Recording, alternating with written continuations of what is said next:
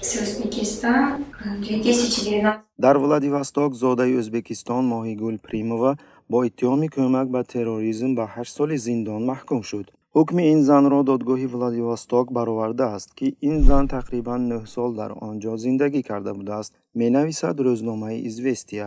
тибқи тафтишот, Моҳигул дар соли 2012 гӯё 90 000 рубл ба террористон интиқол кардааст. ду кӯдаки ноболиғи Моҳигул дар озодӣ бепарастор монданд.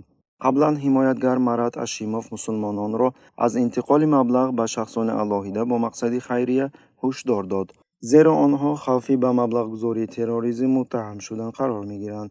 вақтҳои охир дар Русия тибқи сценарияи монанд парвандаҳо оғоз карда мешаванд. ба гуфтаи фаъолони ҳуқуқи башар, ин таҷриба барои хадамоти махсуси Русия дар нишон додани ҳисобот ва тақлид дар мубориза бо гӯён терроризм хеле қулай мебошад. дар байни онҳое ки бо сценарияи мазкур айбдор карда мешаванд, хабарнигори рӯзномаи доғистонии Черновик Абдулмумин Гаджиев ва соҳибкор Кемал Танбиев низ ҳастанд, ки айбҳои ба онҳо пешниҳодшударо комилан рад мекунанд.